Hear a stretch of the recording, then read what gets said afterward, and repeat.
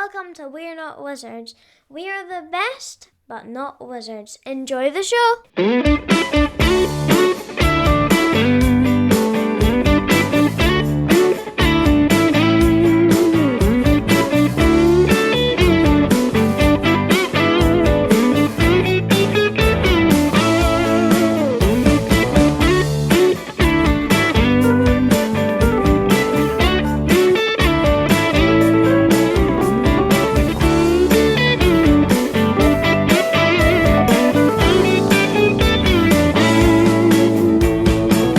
One thing you can do with the name Frank West is you have to do the Pet Shop Boys kind of Frank. You know what I mean? Frank West, he likes to make some things. Frank West, like the City of Kings. Frank West, he's along to chat. Frank West, maybe like the Isle of Cats. Frank West, he's been through time. Frank West, still not been committed of crimes. Frank West, he's here to talk and possibly splash water all over his microphone. I know. Tell me about it. Hey, Frank. It's been far too long. How are you? Yeah, no, I'm doing well. How about you? Yes. It's been far too long. I mean, we're past the kind of the pleasantries where we kind of ask each other how we are. We can just kind of go straight in it. For people who aren't aware, Frank West, some 7 years ago, 7 years ago, Frank West sent me the most famous email of all time, to which Frank West, this was at City of Kings. I love this story because it shows how absolutely horrible as a person I am. But Frank West emailed me and it was talking about City of Kings and kind of talked about kind of like, he mentioned, about wizards things, and I quickly wrote back and said, sorry, not interested, no wizards. And that was it. The first contact. And then I obviously had to write back to him pretty quickly and explain that I was kind of like joking. And so it's kind of gone on from there. Now, and you wonder why I've not been on the show for nearly 5 years. It's kind of, because every time we try to arrange it, it's kind of like I cancel it last time. Like last time it was like, I have to take my cat out for a walk. And then it escaped and then it never came back. And the truth was I don't have a cat. And I never take them for a walk. I have got a dog now, you know that. Yeah, no, I do have cats. Like I heard you talking to Jamie a while ago, saying that you guys never hear me talking about my cats. I do have cats. I have multiple cats. I've had many cats in my life. I have hats. I have hats as well. I've got cats in 2 different homes at the moment, and one of them's going to come and visit me soon, which I'm very much looking forward to as well. Good. So a little cat holiday. But I do have cats. Yeah, I need to put that out there, definitely. This is kind of like, it's kind of like you've been speaking about me with Jamie Stegmaier, and I heard you talking cat about me in the denial. And it's just because, so your name came out because of a couple of reasons. And one of them is you've gone down a kind of a bit of a Jamie Stegmaier route that I've noticed, which is there's people that are very, very good at kind of marketing games, and there's people very, very good at creating a community, and there's people very, very good at kind of the game design. And it's very rare, and I've taken a vow of being nice, and it's very rare to meet somebody that's got the capabilities to do all 3. So City of Kings was something that came along, and there was a whirlwind of kind of praise. It seemed to be like this kind of brand new kind of exciting idea, and at the time it kind of funded very, very well. And then you kind of went from, it's really funny, you kind of went from the city into the garden with Fedora Gardens, and then you decided you had enough of being in the gardens, and then you decided to go and settle yourself on kind of an island. In the mid-time, we had been speaking on and off about kind of like Rising Blades as well, which I'm assuming is sitting in kind of like I've got the notepad here because you've sent it to me. I guess the first question is, has the success, because the Isle of Cats has now got Race the Raft, but has the success of Isle of Cats, has that caused you to reassess the direction that City of Games is going to go in as a company? now that basically Isle of Cats is like everywhere?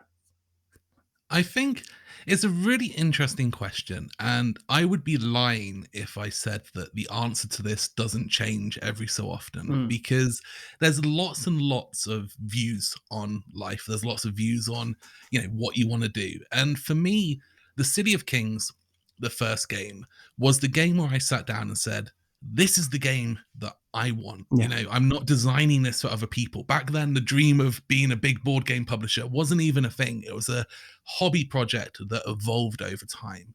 And then as I did that, the City of Kings was hugely successful. It allowed me to build this into a career. It funded future games. It generated income, and the game is still selling. We have a print that's going to be coming out in a few months, and it'll be back into stores and kind of back into promotions through various stuff. So 7 years later, that game's still going, and I still love it.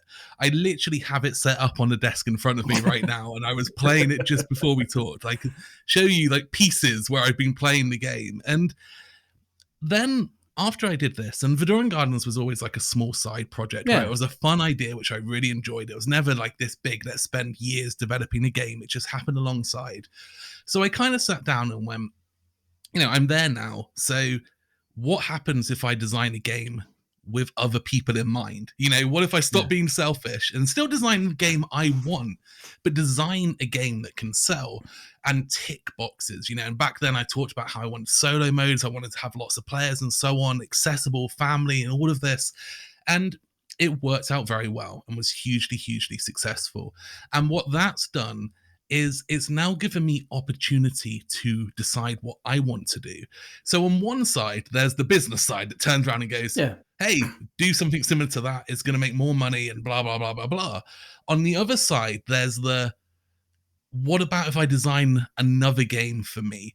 Because now I can afford to take more risks. Yeah. Now I can afford to invest more money, and I can do something that's a lot more niche, because whilst obviously I want it to be successful, I don't need it to be Isle of Cat successful. I just need it to do well enough to cover the investment. And then at the end of that, I get some really cool niche games. Yeah. So I'm kind of going back and forward at the moment where I feel like I'm going to alternate between those two things. And at the moment, there's a lot of focus. And I say at the moment, obviously, after Race to the Raft, because that's done and been done. But at the moment, the game I'm working on, which I haven't talked about publicly and I'm not going to, is a very selfish game in the sense of it's the game that I want next for me.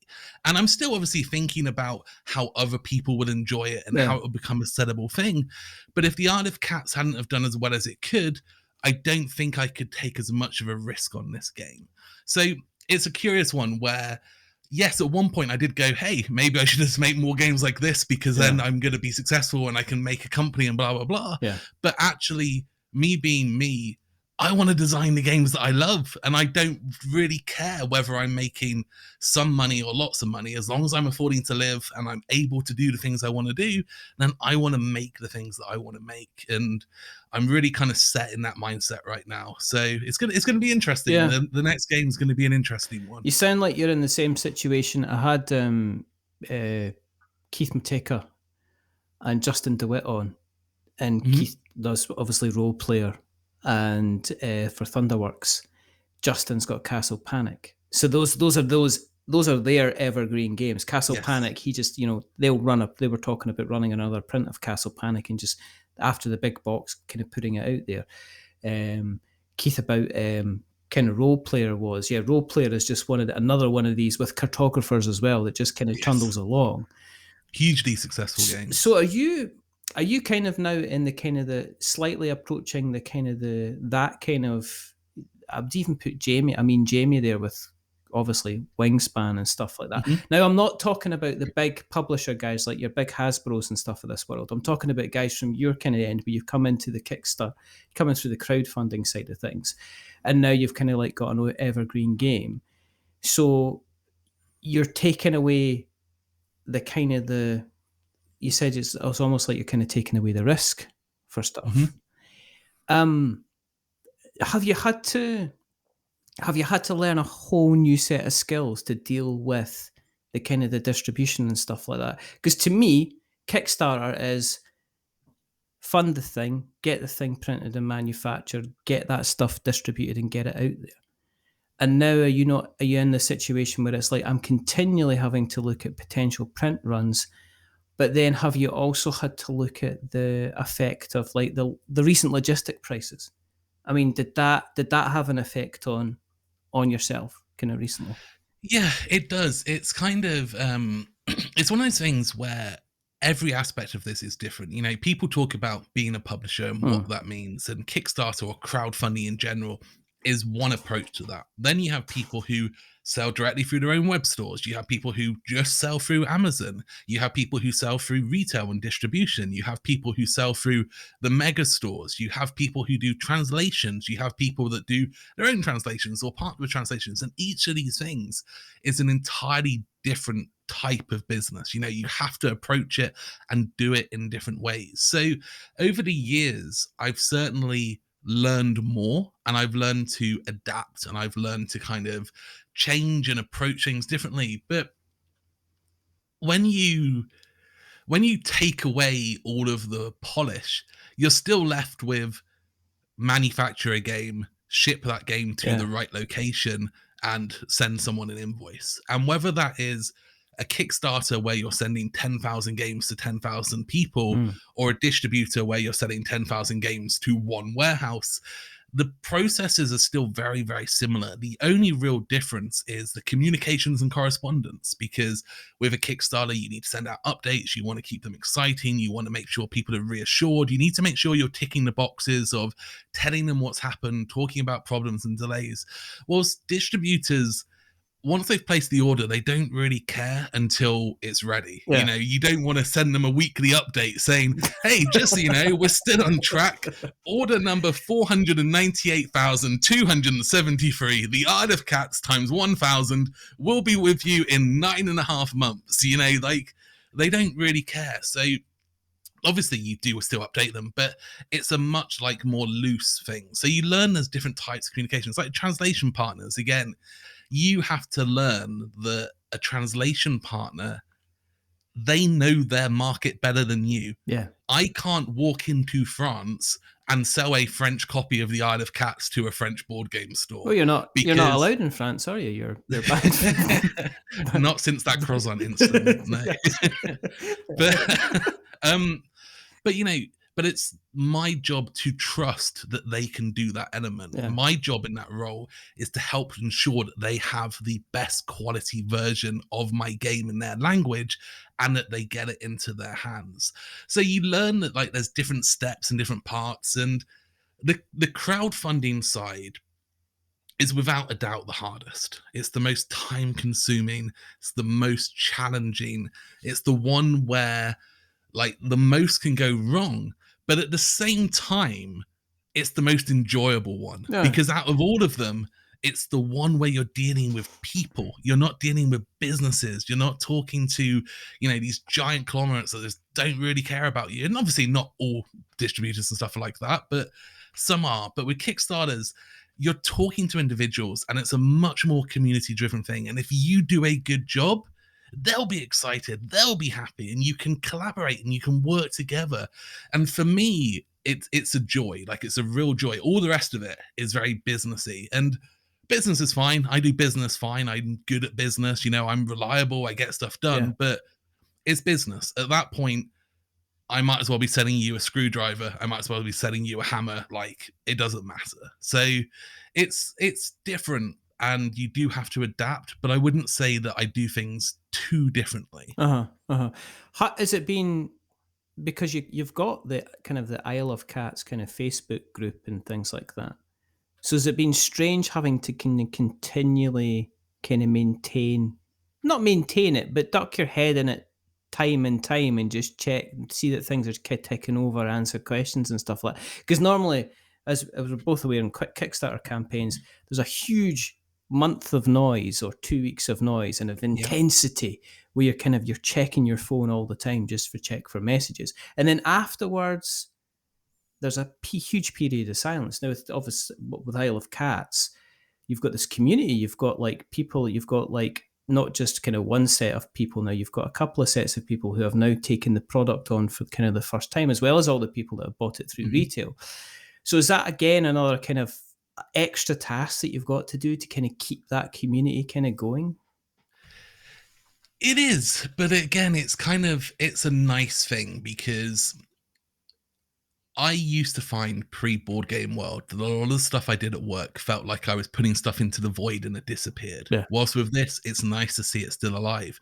You know, was it on Friday or Saturday? Like, a few days ago, I was sitting and someone posted in the City of Kings Facebook group and said, "Hey, like, I'm playing this at the moment, blah, blah, blah, blah." And it's so nice, that game that I worked on 7 years ago, Yeah. someone is getting it out and it's new to them, or they're showing it to someone, or they're teaching it to someone, and it makes you realize that these things are still persisting out there.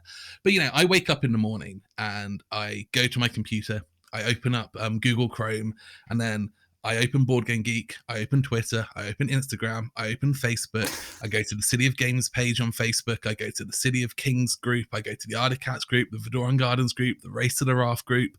I then go and check the Kickstarter page, I check the project update comments, I go and check the project comments. I then go to GameFound and I check the comments on GameFound. And then once a week, I go to my old projects and check the comments on those as well, because they still get stuff once in a while. Yeah. And then I go to my inbox and deal with the 200 emails I've had overnight. And I spend the first hour, 2 hours of every single day of my life, 7 days a week, doing that. And if I do have a day off at a weekend because something's come up or I'm at a show, I spend 4 hours the next day doing it. Having to catch up again. Yeah. I don't see that as a chore, because it's a nice thing. It's an enjoyable thing, and it's nice to keep it alive. And there's nothing that makes me happier than seeing those comments. That is, for me, the ultimate satisfaction, because as soon as you see a comment, you know that someone is engaging with it. They're enjoying it. They're happy with it. They're playing it. And it reminds you that there are people, you're not just making stuff and it's being on a shelf, which happens a lot. So I do find that very rewarding. If you had the kind of the resources behind you, would you skip out kind of Kickstarter in the future? No, absolutely not. Well, I'll rephrase that. In my current circumstances, I would not. Obviously, what I mean by that is not so much financial resource, but in terms of where my fingers are. That sounds weird, but let me explain. I'd just like to point out, I can't actually see Frank's hands at the moment, so I have no idea where his fingers are. What I mean by this is there's two parts. Yeah. One of them is I like to do deluxeified games. I like to do like the all-in kind of, you get the upgraded stuff, you get the ultimate experience, and that doesn't work for retail. So if you do go straight to retail, I'm not doing that, because I don't have the ability to sell those deluxe versions directly through my own web store. I just don't have that sizable amount of stuff yet. So for me, as soon as I go to retail, it means we're doing the most basic version. So for example, the reprint of the Articats. The reprint of the Articats came with the big 2-minute box, which is the big storage solution. It came with like the Kickstarter pack expansions. If I hadn't have done that Kickstarter, the big box wouldn't exist. The Kickstarter pack with all of the upgraded pieces wouldn't exist. It would just be the base game, and it would just be the standard basic expansion. And to a lot of people, that would be okay. But to the hardcore hobbyist group, there's a community aspect that comes from those Kickstarters that those extra nice products adds onto. But what I meant by the kind of the fingers in the pies is, if I release the game straight in retail tomorrow, I do not think that I would be successful in marketing that game, because what I know right now is how to market a Kickstarter. What I know right now is how to get people to know about a Kickstarter, Yeah. how to present a game on Kickstarter, the drip feeding of information, the slow build up, the big reveal. These are things that I do very well, Yeah. but I don't have the ability to do that into retail in the same way. And maybe in 5 years' time, I will have more fingers and more pies and more connections, and I will feel like my marketing force, for want of a better word, will be powerful enough to do that straight to retail offering. But for me right now, it is just something that I can't do. And because I don't have that kind of reach, and because I only want to release one game every 12 to 18 months. Like, that's still my pattern, right? I'm not trying to do multiple games a year. I can't afford to take a risk on a game just because, oh, let's see if I can do it in retail straight away, Yeah, right? yeah, If I spend a year and a half working on a game, invest, hundreds of thousands of dollars into that, and then go, hey, let's skip Kickstarter and chuck it straight into retail, and no one turns up, I'm kind of screwed. And I need to just try and build that up. So what I'm trying to do is I'm doing experiments with that. So one of the things I'm going to do in the near future, I don't want to talk too much because I've not announced it at all, is that I'm planning to do an expansion straight to retail. And that will be the first time that I've done anything that's gone straight to retail and not through Kickstarter. So for me, that is an experiment, because doing an expansion straight to retail feels like a safer, less risky option than doing a game. And in a year's time, I'll come back and you can be like, "How did that go?" And I'll let you know. No, I mean, going back to again, I mean, it sounds like, I mean, that's what's happened with like things like cartographers. Again, it's like it's got little expansions to it. Castle Panic has got little expansion to it. I mean, Wingspan has got a couple of little expansions because you've got the player base, and even if you get like a kind of a 60% kind of uptake on it, or even a 40% uptake, it's more no than it's going to cover the kind of you've got the basic theme, you know what you're doing. You're really just kind of maybe printing, you're maybe adding a couple of additional mechanics. But normally it's kind of like, how the game plays, how it flows, how it's going to receive. You've probably got an entire list of people who can help you kind of provide coverage on the game and stuff like that as well. With the success of Race to the Raft and Isle of Cats, are we going to see like a Rising Blades? Or do you feel a little bit kind of, I kind of need to stay? Is this, okay, let me reframe that slightly differently. Is this a surprise that the really big hit was kind of like the joyous, colourful, family-friendly game? Because I remember City of Kings, us having the discussion, it was like, you like Dark Souls? It's like, yeah. And this is here. What do you think about Dark Souls? And I was like, oh, well, you've kind of got your different kind of stats you level up, and it's like, that's exactly it. So to me, 2016 Frank West is slightly different from what happened in kind of like 2021 and 2023 Frank West. So is Rising Blades becoming something that's kind of, it's almost moving from being kind of like something that's definitely looking at to maybe this is going to be a cheeky side project that I'm maybe going to take on at some time? So in regards to bigger, more complex, like, as I refer to them as kind of my black box, white box games, City of Kings, Rising Blade were black box, and Verdoran Gardens, Isle of Cats, and Race to Wrath were white box, which kind of deem them whether they're more heavy games or more like lighter, accessible games. Yeah. Absolutely, like there will be more, and I am working on more. So the game I was talking about earlier that I'm working on currently, which is the more risky game, is very much on that side of things, which is why I would deem it risky, because by default it's a game that's going to have a smaller audience because it is aimed more at gamers as opposed to the person who walks into the local shop. But with Rising Blade specifically, that game is a game that has been killed off now and won't be coming back. There's a chance that I will bring back a new game that uses the same name and the same story, but it's a completely different game or something like that. Because there's a lot of artwork, there's a lot of lore, there's a lot of stuff there. But in terms of what that game was, it was killed off. And this is a really interesting thing because for me, this is where I feel that perhaps I differ to some people, is that Rising Blades was a game that I spent over a year of my life working on.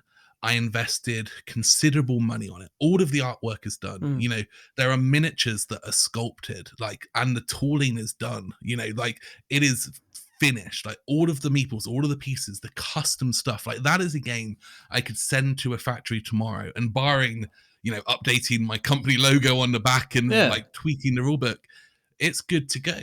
And it was very, very, very close to coming out. You know, all of the playtesting feedback was, this is great. I really love it. I really enjoy it. But I have one measurement, and this measurement is fundamental to me as a person. And that is that I want to stand in front of someone with the game, look them in the eyes, and tell them that this game is the best this game can be. And with that game, there was always something that niggled at me. There was always something that just dug into the back of my head and just said, there is something that's not quite perfect. And I spent about 18 months trying to work out what I wanted to do with that. And at the end, I got to the point where I just said, I'm just going to put it to one side and move on. Because I think that, like, I would have to basically rework that game from scratch to get past where that issue is. And it's a funny one because I think that many publishers would be happy to move forward with it because it is a good game. It's a really enjoyable game. Still completely unique today. There's nothing else out there that's like it. And it does bring me a sadness to know that it's not going anywhere. But it is important to my core that every game I release, I have 100% pure, truthful confidence about it. And that's not something I say as a marketing person trying to like set a game. That's something I say as an individual who lost a small fortune on a project because that decision was more important to me than the kind of financial aspect of that. But then because I completely understand, because I can imagine it would be easy to put something out there to keep the black box people kind of happy, if you know what I mean. The folk that had kind of jumped into City of Kings and went and you know, heard what you were talking about and then went, so where is the next one? And it's like it's almost a case of, well, he's got his success with his white box stuff, so that'll be him. The next it'll be cat themed games from kind of now on, which is kind of completely understandable. And you know, and there's a touch on that because obviously they're different audiences and they're different vibes, but I'm going to roughly make these numbers up, but from what I remember, the number of subscribers the Rising Blade Board Game Geek entry had on Board Game Geek was higher than the number of subscribers the Isle of Cats had on Board Game Geek after the Kickstarter for Isle of Cats had finished. Wow. So the interest in Rising Blades was very, very high. And the Isle of Cats was a much more gradual thing. And again, this comes down to the fact that is more of a mass market game versus like a hardcore hobbyist game. And especially back then, that was more the audience of those platforms. But that was always an interesting measurement to me. But on the other hand, you have to say to yourself, if I hadn't have shelved Rising Blades, I wouldn't have released the Isle of Cats. So I'm going to use a terrible pun here. It is literally a double-edged sword, isn't it? You know, with Rising Blades, you know. Yeah. And I'll always remember that kind of thought because regardless of whether I should have published Rising Blades, regardless of whether I do in the future or not, I made the right decision back then when you look at the results, because the results of that have been great. So as much as it was a hard decision at the time, I'm very glad that I made that decision now looking back on it.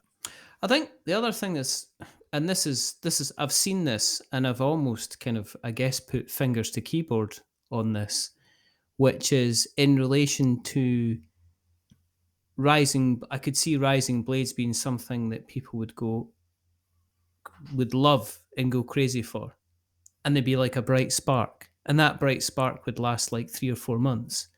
And then board gamers like to chase the next kind of hotness to the point my view on it, there's so many games coming out that there's almost like this collective madness when a particular game kind of comes out that everybody's kind of got to get their hands on. Recently, it was Heat. It's, people are talking about Earth in the same way. There was always like your brass Birminghams at this time. Terraforming Mars for a while, you couldn't. Terraforming Mars was so popular that Chinese kind of manufacturers decided to make knockoff versions of it because they could sell it, because people would buy that game even if they knew that the art was going to be, probably if you bought a knocked off copy of Terraforming Mars, the artwork might be better. Come after me, Bonacore. I'll take you on. Come on, we'll have words in the car park. I think that the art style of Terraforming Mars is very unique, and it achieves a goal. And like whether or not you're happy with the goal that it's set out to achieve is an artistic personal opinion. Look, it's not an artistic personal opinion. It's literally got the paperclip coming up and it looks like you're trying to use clip art to make a board game. Would you like some help? I mean, it's an interesting one, because one of the things I would say is artwork, especially good artwork, is not cheap. So if you go back to the Art of Cats, I had a decision with the Art of Cats, because the Art of Cats has the cat tiles, and it also has cards in your hands. And the cards in your hand have no like unique pictures. No, they're fairly the artwork on them standard cards. is the cat tile stuff that I've pulled in. And there was a big discussion piece around, do I want to, like a lot of card games do, have the top half as a unique image that's been drawn and so on for it? And I looked into it. At that point in time, it was going to cost multiple tens of thousands of dollars to get the artwork to the quality that I would want, to where I would want it to be. And that would be on top of the small fortune I already paid into getting hundreds of unique cats and all of the other stuff done for the game. So in the defense of Terraforming Mars, I can understand when you have a game that has so many hundreds of cards, when you're not sure how well the game's going to do, because you never know, right? Going back, it would be a very different discussion, because the risk is very, very different, but it's very, very hard. And now the other side of it is, and don't get me wrong, I'm just trying to use it myself as an example here. I'm very happy with how the cards in Art of Cats have turned out. And actually, I think that it was the right option. But let's say today I turn around and went, hey, the Art of Cats has done really well. Let's re-release it with new artwork. Now you've got a couple of things. Firstly, with the number of expansions, that cost of tens of thousands of dollars is now 3 or 4 times higher, because there are 350, 400 cards in that game. Now, secondly, you've now got the situation where, well, what do? Do you just say, well, all new versions moving forward are going to have the new artwork, and if you've got the old version, you have to buy a new version? What happens if you go to a shop and you buy an expansion? Is that expansion going to have the artwork, or is it not going to have the artwork? So if you've got the game that doesn't have the artwork, do you now have to have 2 completely parallel sets of the game, 2 completely parallel sets of all of the expansions, and market them and sell them in different ways? And I can see why, when you've made that decision up front, you have to stick with it, because once you've got it out there, there's no changing it, unless you do some special edition which has its own problems. I mean, my whole Terraforming Mars thing is an ongoing joke. It is literally like a thing that has been going on kind of for years. But I guess my thing was that with what I was saying about maybe Rising Blades is it probably would have shone for about 3-4 months, and then people would have went, oh, what's the next biggest thing? Whereas Isle of Cats just still seems to keep kind of going and going and going. Do you still, one of the things that you used to do all the time, and you were I noticed all the time, is you were constantly playing kind of games. Now, with you being in the situation where you kind of are you still as involved in the games? Being in a kind of the situation where you're kind of like, you've got your key properties, you're making sure it's kind of running. Do you still kind of stop and say, right, I need to make sure I need to go and play a couple of games just to get the fun in, just to make sure I'm keeping up with the kind of new mechanics that are happening and stuff like that as well? Yeah, no, absolutely. I mean, I enjoy playing board games, so I do play board games frequently and often.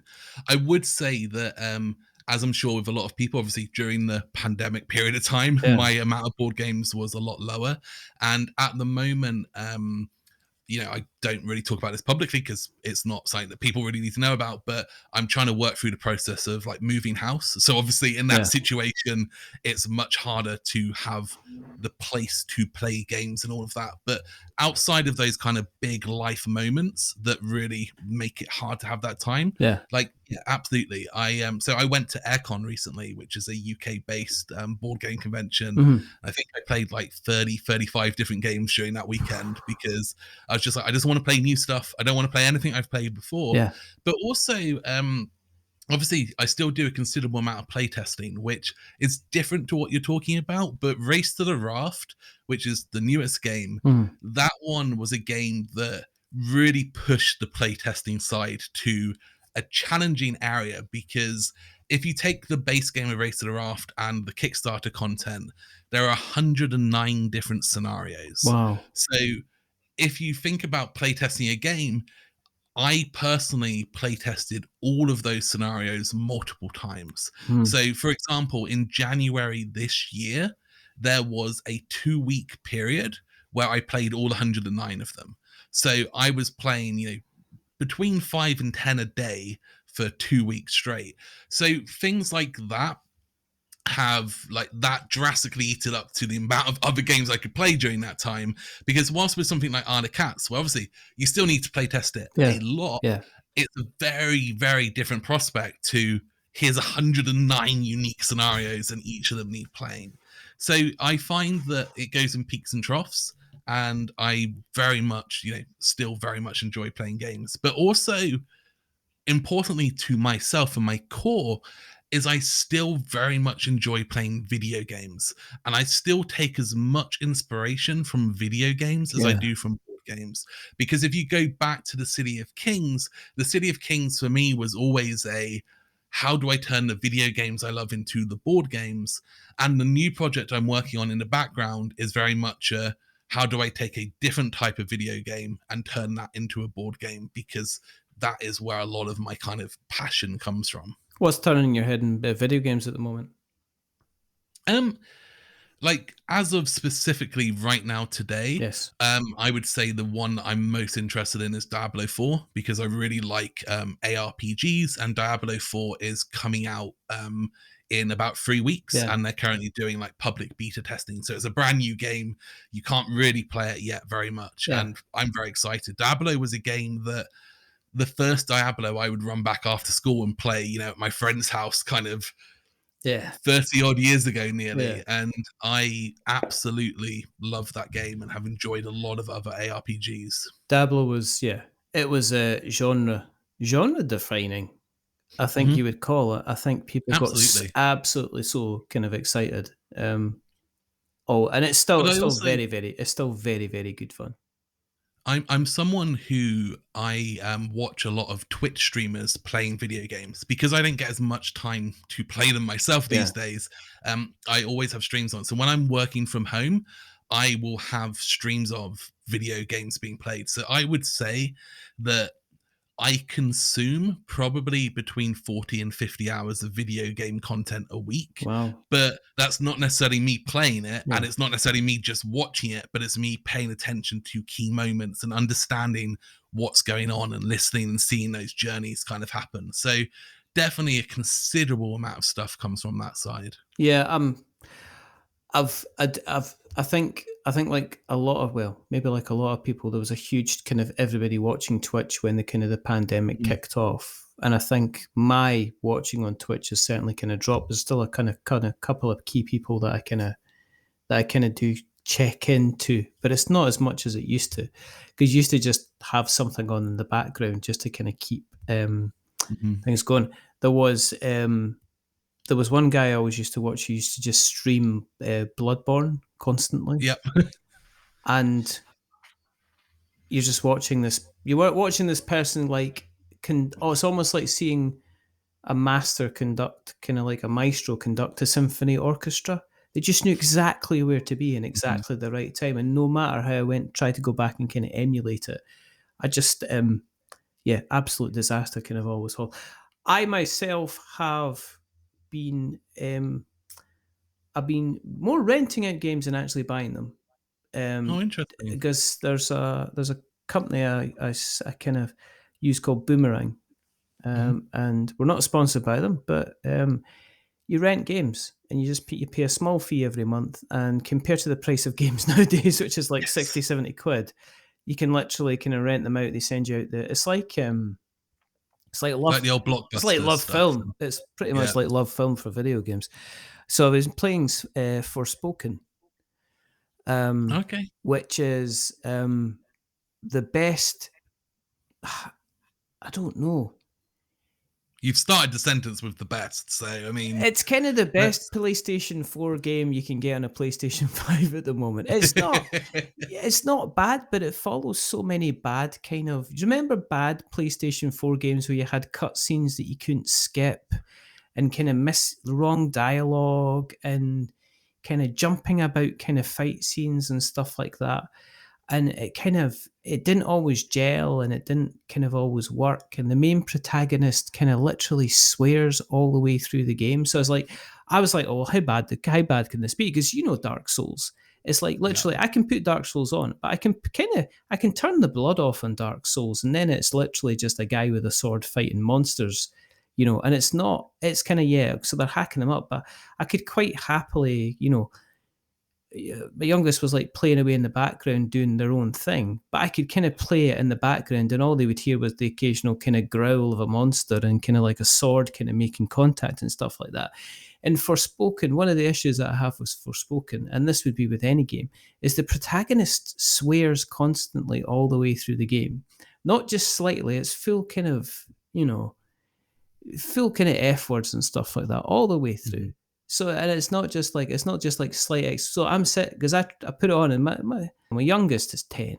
So it's not like a case that he hasn't heard these words in the playground. He's probably heard an awful lot worse, and he could probably tell me a few phrases I don't even know myself. But like I had to, first of all, I was like, oh, I'll play it with the subtitles on, because I put the sound on, and then she's like letting the mouth go, and I'm like, all right, okay, put the volume down. And then it's like, oh no, the subtitles are on, because I like to have the subtitles on as well sometimes, because I play games at night and you don't want the sound kind of volume up. But he's like reading this, and it's like, I've got to get rid of this. So it's okay, but I find myself compelled to go through it. Do you know how it's like? And it's not like I've dropped 70 quid on this, and then I'm going to finish this game because I spent 70 quid on this. I didn't even spend really kind of anything on it at all. But I feel compelled to play the game through it. And it's kind of grown on me in the same way a kind of like a bad straight to DVD kind of film. It's one of the fascinating things about video games, though, isn't it? Is that the length of time it takes to play through a game compared to a board game is extremely different. You have hour and a half, 2 hours versus 40 hours, 50 hours. And of course, you've got video games that are shorter, but generally speaking, a video game has so much longer to grab you and to get you and to hook you. And because you want to play through it and you want to see how it ends, it keeps you there. And a bad video game can take up 100 hours of your time, whilst a bad board game is going to do well to take up more than 2 hours, because you're just not going to get it out again. And you can just walk away from it. But the thing with this game is, it's just like, if they cut out the dialogue, and if they cut out the need to make I don't know. It's like I joked with my friends about this. This is what it says. It's meant to be. It's almost like you've asked a 12-year-old to write a kind of an adult themed kind of character. Now, to a 12-year-old, an adult edgy character is somebody who runs about, swearing all the time. Whereas to you and me, an adult edgy character would be somebody, you know, looking at their bills and wondering how they're going to pay their mortgage. You know, that's, you know, it's like, warning, this show may contain adult themes, and it cuts to Edgy in our world somebody is standing at he got a McDonald's on the way home from work. Exactly. It cuts to somebody at the Asda queue wondering if they've got enough money to pay for the shopping. I mean, that's an adult theme nowadays, you know, if you know what I mean. So that's kind of how it is. So I don't know. It's kind of, do you know what? I'm going to end up playing it, and then I'm going to become one of these horrific people who's a staunch defender of a terrible product, which is like, it's not bad. It's not a bad thing. It's not a bad thing at all. It's funny because I was sitting on a couch the other day watching a show with Sarah, and we watch a lot of Korean TV these days. Right. Like, we watch basically only Korean TV, and we were watching this show, really enjoying it. And we'd spent the day doing some work in the garden, like digging up tree stumps. So I was absolutely exhausted. Yeah. It was the first day of sun we've had for ages over here, and it was quite hot. And I was like, I really fancy an ice cream. And I went to the freezer, Yeah. and there were no ice creams. And Sarah just looked at me, and she was just like, well, it's tough, isn't it? You're just going to have to get on with it. And I was like, okay. And as we were watching this show, in the back of my head, the whole time was just this, I could get a McFlurry delivered from McDonald's. I could get a McFlurry delivered from McDonald's. And you talk about edgy, and I was there, and I just kept looking at her, and I was like, how's she going to respond to the concept of getting a McFlurry from McDonald's?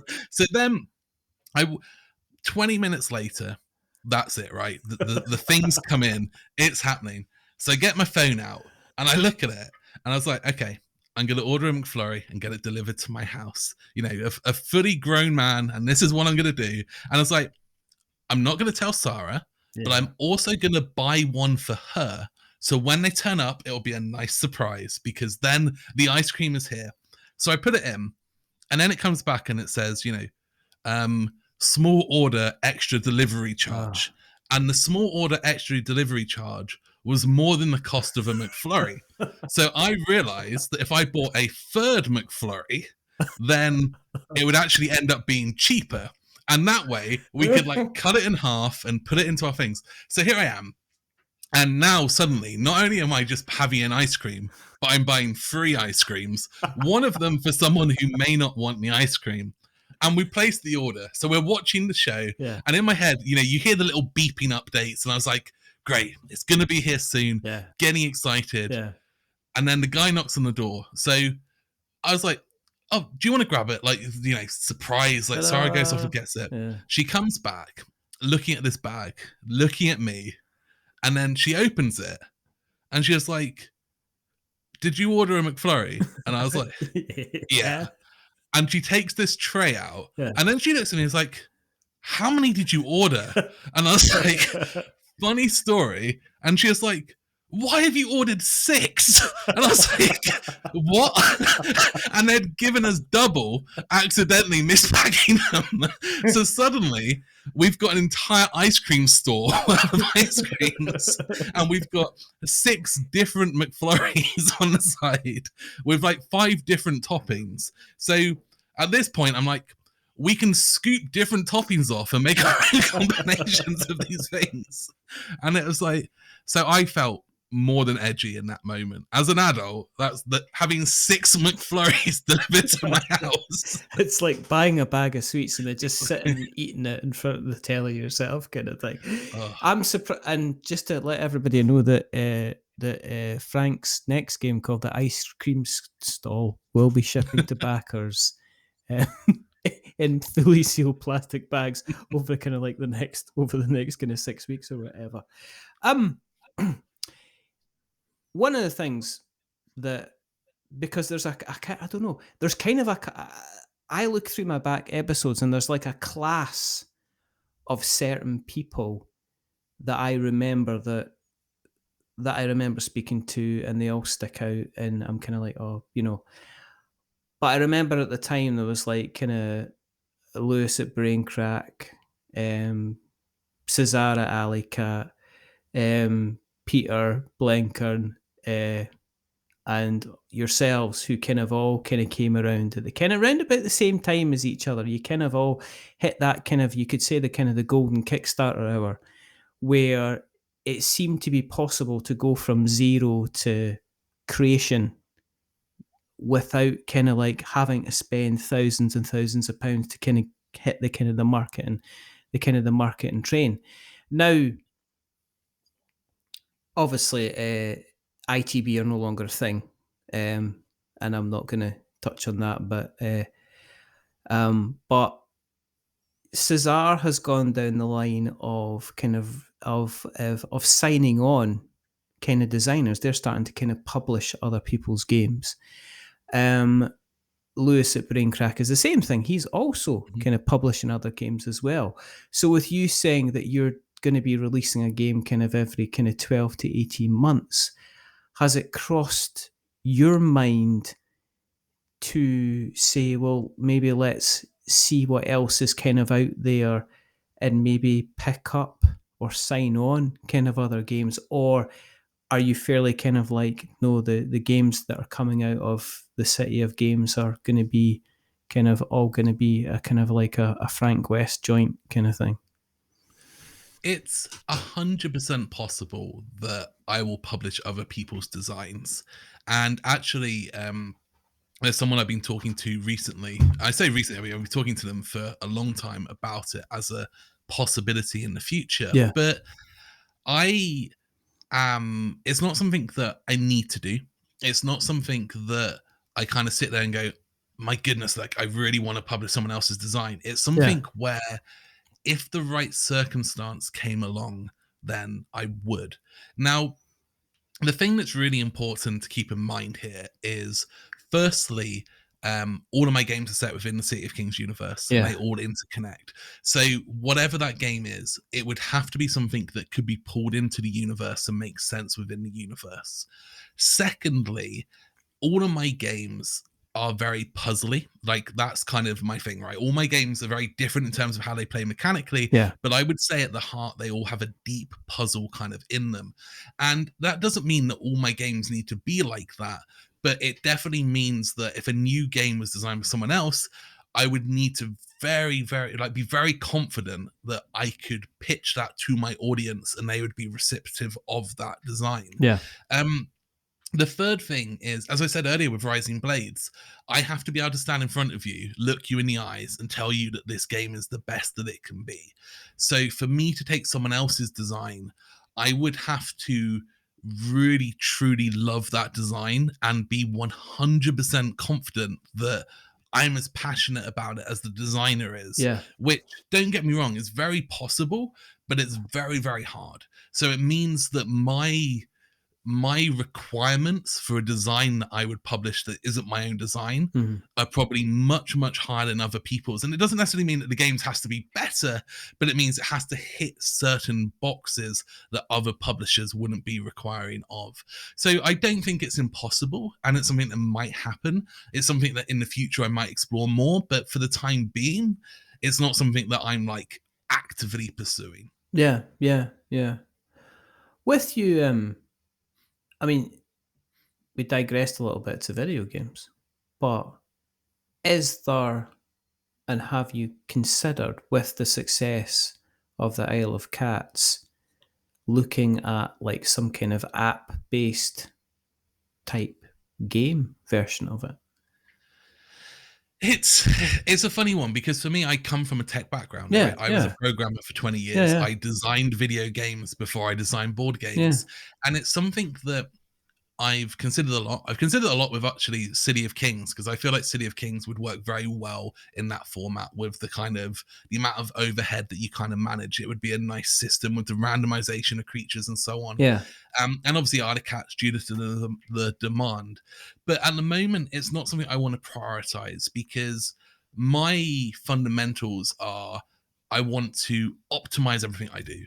I want to do everything, and I want to do everything quickly and efficiently. And that means that every single task that comes up, I measure it based on how much time and effort is it going to take from me and what is the return value of that. So here is an example. I release one game every 12 to 18 months. Last year, I spent 51 days at conventions. So if I spent effectively 2 months at conventions and I'm releasing a game, say every 18 months, that's a ninth, right? So that's over 10% of that 18-month period I have spent at conventions. So if you then look at, a Kickstarter, my Kickstarters have all raised £300,000 plus. So you can look at them and go, and those games obviously have then gone on to generate more money through other stuff. Yeah. So at that point, you're talking a game is generating hundreds of thousands of pounds. So is me spending 2 months at conventions, that time, can that be equated to delaying a game by 2 months? If I brought a game forward 2 months sooner, would it create more value or not? And the measurement there is very, very hard with a lot of things. So I have a secondary factor, which is fun. How much do I enjoy it? Is it something that makes me happy? If something makes less money, but I enjoy it, so going to conventions, then I will opt to do that because I want to enjoy what I'm doing. So conventions are valuable because I enjoy them. And as such, the financial input from or income from them isn't as critical. But when it comes to making a video game version of Isle of Cats, am I going to enjoy that? Is that going to be a fun thing? Is sitting there and programming it going to be enjoyable? Is hiring a team of programmers and managing them and going through all of those delays and things that come with programming projects going to be an enjoyable experience? And is that going to be worth that finance? So there is definitely an argument of just give it to another company and let them do it. And basically, I'm not involved and therefore it happens. Yeah. But then at that point, it's kind of like, well, it's not me making a video game then, right? It's someone else making a video game and I get some royalties from when it sells. So there's a lot of lines between how involved do I want to be and how much am I going to enjoy that time? What is the financial side of that time? And at the moment, it generally falls back to I'd rather just work on my next board game. Because the next board game is what excites me. Like Race to the Raft, I am so desperate to get that game out into the world because I love it. I'm so deeply in love with that game. But the interesting thing with Race to the Raft compared to all of the games that I've made so far is, and this is somewhat by the nature of the design, it's a game that you need to play. And until you play it, you don't get it. And that's because it is so different to other games that are out there. There's something that when you look at it on a table, you have no idea what you're going to do or how it's going to work. If you play a lot of games, you look at them on a table, you can immediately start identifying core concepts and getting it. Whilst with Race to the Raft, it's very easy to teach. It's 2 minutes to teach that game. I can't wait to be at conventions. It'll be the easiest game to teach at conventions. But you have to go through that 2-minute thing. And I can't wait because the people, like everyone who plays it, they get hooked and they just want to play it more and they want to try that next level. And I had reviewers and, we talk about reviewers and how much they play games, if they play it once or whatever before they do that review. I had reviewers where I sent them 25 of the scenarios because I wanted them to see like a full range of different types of things. And they came back to me and said, can they have more because they've played all of them? And they had played the game 25 times. And I was just like, I don't expect you to play it 25 times, but it was that hook, right? People got hooked into it and they want to play it more. And there's something about that game. So for me, I'm getting distracted here, but I enjoy that next game and getting it to people. And playing that is really impactful. So things like video games would be great, but it's not a priority at the moment. I suppose the other thing is the fun aspect, because if you take a board game and you put it into a video game space, does it how much of the kind of the key kind of handwork are you removing from the game and the individuality? And I'll give you an example. I I learned to play cartographers by playing the app, Interesting. right? Because I just wanted a quick, well, this is how we're going to breeze it. But I would never go back and play the app. I would play the app if I was kind of like just wanting to do something for like 10 minutes. I wouldn't, I much rather personally prefer to play the physical version, because I think one of the core components of something like cartographers is the individuality that you can bring to the game. That yes, you're told to draw a forest, or yes, you're told to draw like, a mountain, or yes, you're told to draw like houses, but you can ask the same 5 people to illustrate that on their little kind of grid pad, and they'll come back to you with like five different illustrations, you guaranteed on that. So sometimes I think, and you see this, I don't know, it's kind of like, I think in practice, when we look at kind of video game adaptations to board games, some of them work or seem to work quite well, and some of them just don't. And so much of this, it comes down to what the essence of the game is. Yes. So yeah, I keep going back to it, not deliberately, but it just happens to fit in. But with Race to the Raft, I define as a social puzzle game, because it is a cooperative puzzle game, but it creates this social experience. And the joy of that game is you're sitting at the table. Yeah. And there are moments where you're not allowed to talk, where someone does a certain thing. So you empower them to make the decision, and you do your discussions, and then you give them the opportunity. And you shut up, you let them take the thing, they reveal the thing, and then they play the thing.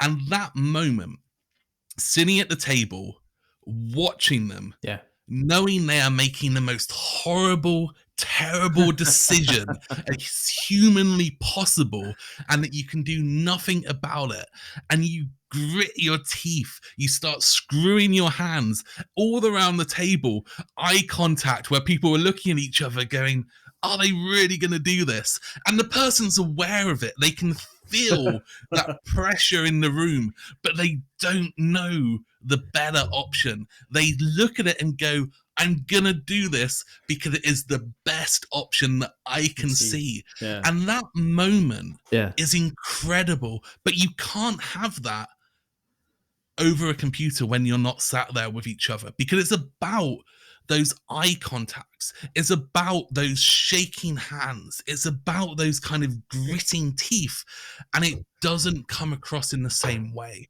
Don't get me wrong, some elements do, but it is not the same experience. So for a game like that, you will never have a digital version that gives that experience. It would always take away from it. And for me, that means that there won't be digital versions of that game because of that. And I feel like with games, you definitely get that. Some games just work really well. They naturally progress into a digital version or into a physical version and work perfectly. Yeah. Great video game example in my eyes would be real-time strategy games. So games like Command and Conquer or StarCraft, these games where you start with one building and within 15 minutes you have 200 soldiers that are marching across a map and individually fighting against the other person's 200 soldiers. They've built up 45 different buildings. Each building can build a different type of unit, upgrade different combinations of units.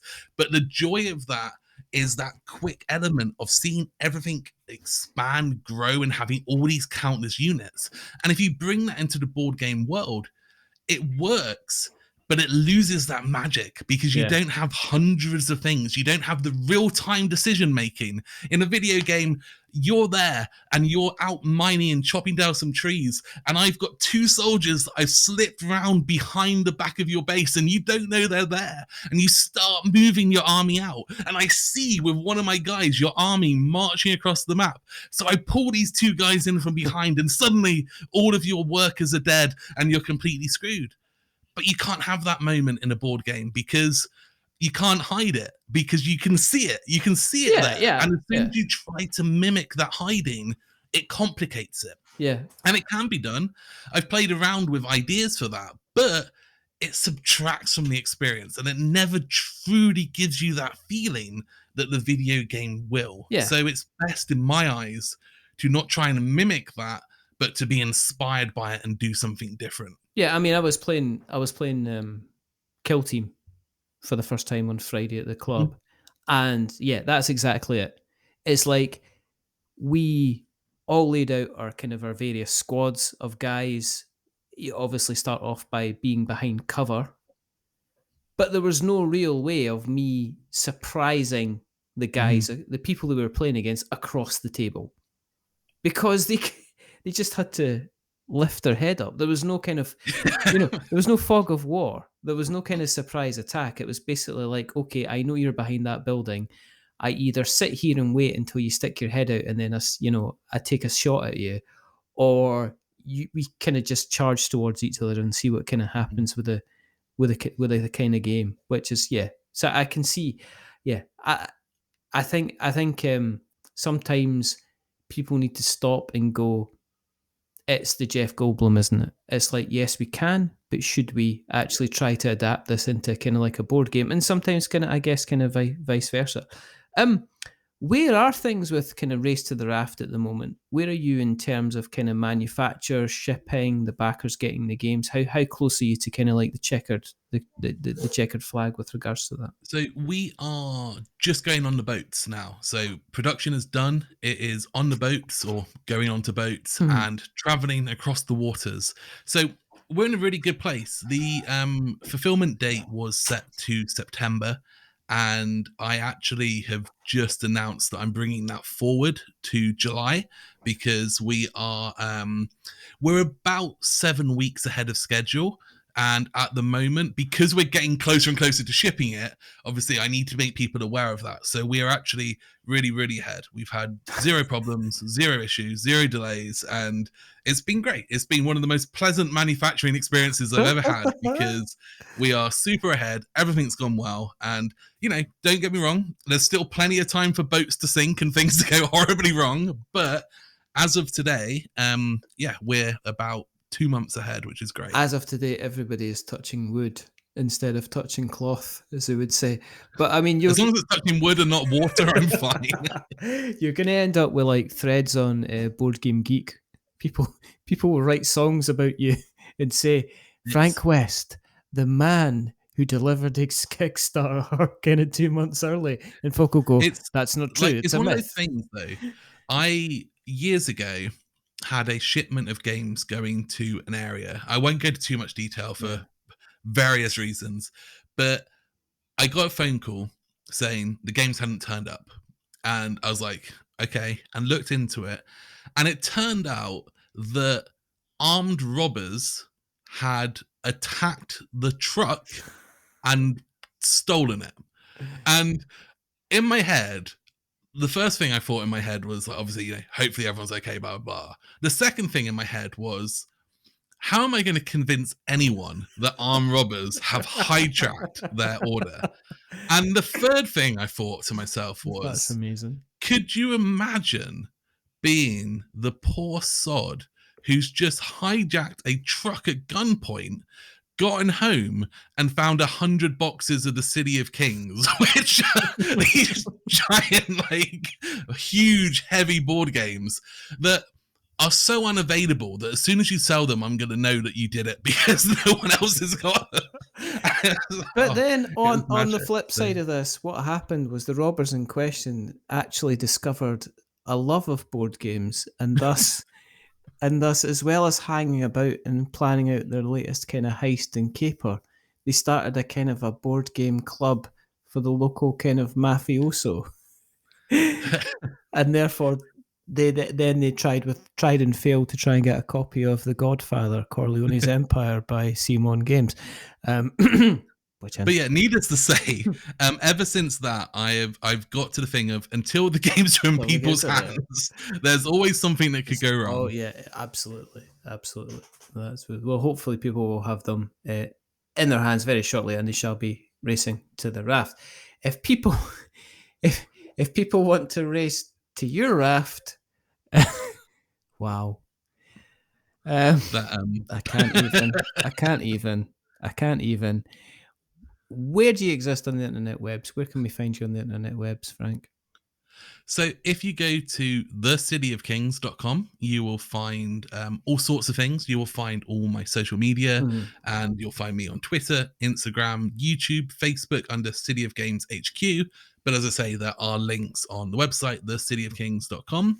On that website as well, you will find my publishing lessons blog, which has about 150 articles now on publishing, how to get into the industry, and how to kind of do manufacturing, shipping, logistics. So if you're someone who's ever been interested in doing this stuff, then feel free to check it out, and I am happy to answer questions in the comments on there.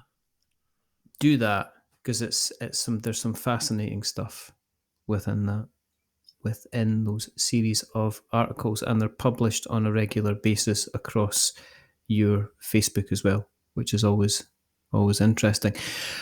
We shall, of course, collect those links together, and we shall put them in the show notes so that we've got notes to show. If you want to keep an eye on what we're up to, then just go to the internet webs and search for We're Not Wizards. You shall find us where the sun is shine and where the stars glow and where there are places to find and places to go, and on places like Apple Podcasts and the likes.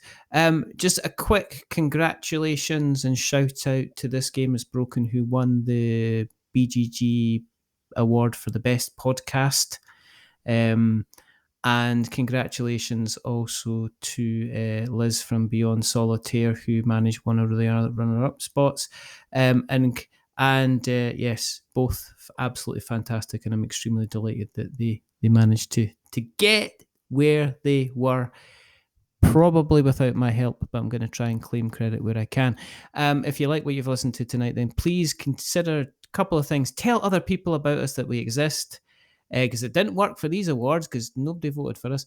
And secondly, go to the Apple Podcast and drop us a rating or review, or on the podcast catcher of choice. And if you are going to be giving us a rating or review, don't give us 10 stars. I know it's been 4 years, Frank, but the joke has not changed, because it makes us big. It used to be 5 stars, so you're going up in the world. No, it's not. See, you've ruined it. Don't give us 10 stars because it makes us big-headed, but don't give us no stars because it makes us cry. Give us something in the middle, like 5, because it's average, and we're just a little bit average. That's the whole point. So they give us 5 because it's in the middle, but 5's actually the maximum. Why do I need to keep explaining this? I probably need to change this joke because it's just clearly not working. 6. I think you can't do 6 because it only goes up. It only goes up to 5. That's the whole. 6.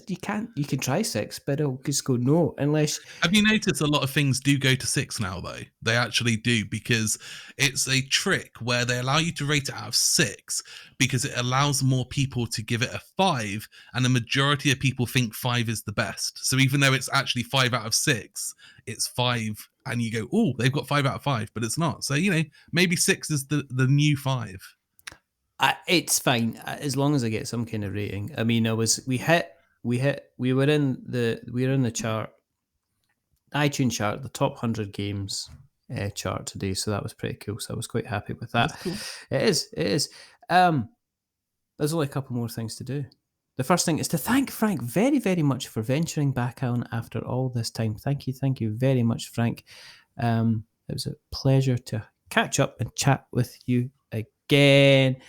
Thank you for letting me come on. It was great to get out of my my dunce corner and be welcomed back onto the show after all these years. Don't be a stranger. Don't be a stranger. And so that's the thing. It's like, oh, you need to come back on again soon, and then and then it cuts to the title card 4 years later.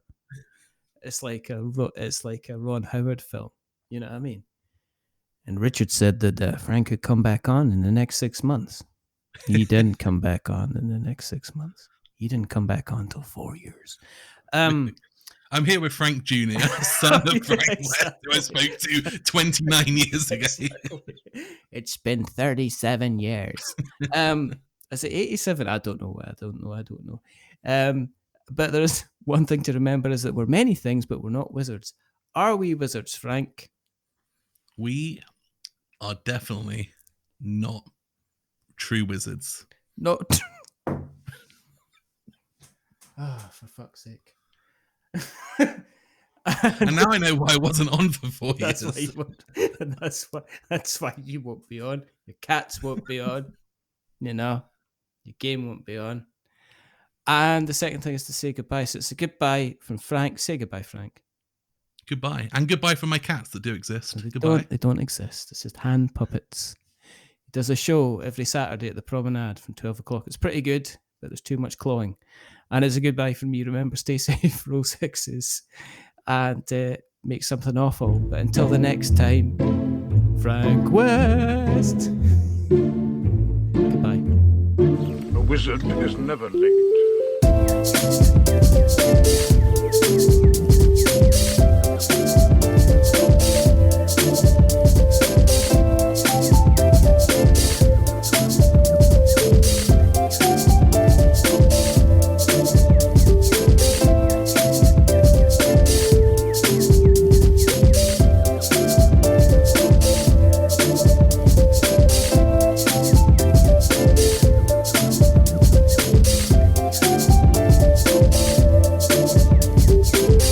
Nor is he early. He arrives precisely when he means to.